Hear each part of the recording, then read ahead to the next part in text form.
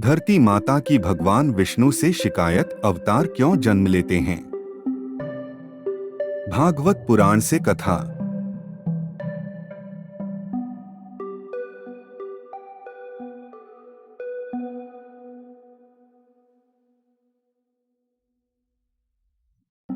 युग अंधकारमय हो रहा था। राजा अब धर्म के लिए नहीं बल्कि लालच के लिए शासन करते थे। पृथ्वी जो कभी धर्म द्वारा समर्थित थी, कांपने लगी। भागवत पुराण के पवित्र श्लोकों में कहा गया है,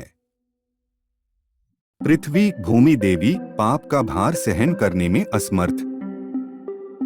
एक रूप ले लेता है, शक्ति का नहीं बल्कि पीड़ा का। वह एक लाचार गाय बन जाती है, उसके अंग कमजोर हो जाते हैं। उसके आंसू कुचले हुए पहाड़ों से बहती नदियों की तरह थे। भारी खुरों के साथ पृथ्वी स्वर्ग की ओर चलती है। उनका दुर्बल और थका हुआ रूप सृष्टिकर्ता भगवान ब्रह्मा के चरणों तक पहुंचता है। वह पुकारती है, हे सर्वलोकों के पितामह, मैं उन राजाओं से बोझिल हूं जो धर्म का मुकुट पहनते हैं परंतु अधर्म का आचरण करते हैं। वे जंगलों को नष्ट करते हैं, युद्ध करते हैं, वेदों को भूल जाते हैं और केवल सोने की पूजा करते हैं। मैं कब तक सहन कर सकता हूं?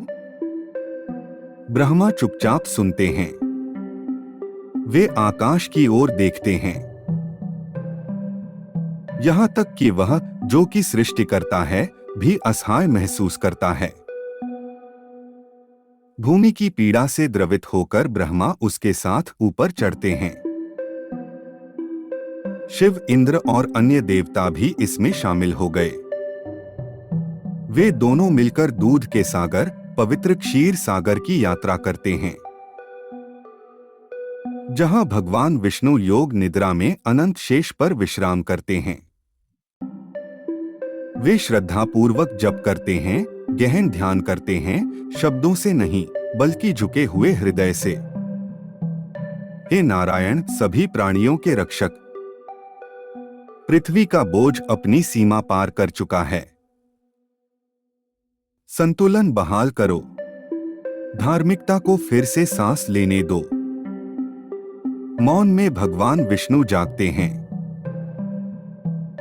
वह बोलता नहीं है क्योंकि सत्य को ऊंची आवाज की जरूरत नहीं होती। ब्रह्मा के हृदय से एक दिव्य वाणी गूंजती है, डरो मत, मैं मनुष्यों के बीच उतरूंगा। जहां जहां धर्म का ह्रास होता है वहां वहां मैं बार बार रूप धारण करता हूं। देवताओं से कहो कि वे तैयार हो जाएं। मैं वासुदेव का पुत्र बनकर आऊंगा और बोझ उतर जाएगा। यह भगवान विष्णु का शाश्वत व्रत है जो सर्वप्रथम भागवत पुराण में कहा गया है। भगवद गीता में प्रतिध्वनित होने से पहले, याद याद ही धर्मस्य ग्लानिर्भवति भ्रता। यह वचन सुनकर देवता प्रसन्न हुए। वे विभिन्न रूपों में पृथ्वी पर अवतरित होते हैं, योद्धा, ऋषि, राजा और रक्षक के रूप में। यहां तक कि शेष, जो भगवान विष्णु की सर्पशया है, बलराम के रूप में जन्म लेते हैं। धन और करुणा की देवी लक्ष्मी राधा और रुक्मिणी के रूप में जन्म लेती है। मंच तैयार है। कंस के रूप में अंधकार उदय होगा, परंतु कृष्ण में भी प्रकाश ऐसा ही होगा। इस प्रकार भागवत पुराण की पहली कथा शुरू होती है।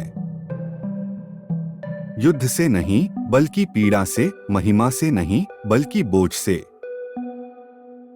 पृथ्वी रोती है, देवता सुनते हैं और विष्णु जवाब देते हैं, शासन करने के लिए नहीं बल्कि संतुलन बहाल करने के लिए। यही कारण है कि अवतार अवतरित होते हैं, दंड देने के लिए नहीं बल्कि उत्थान करने के लिए।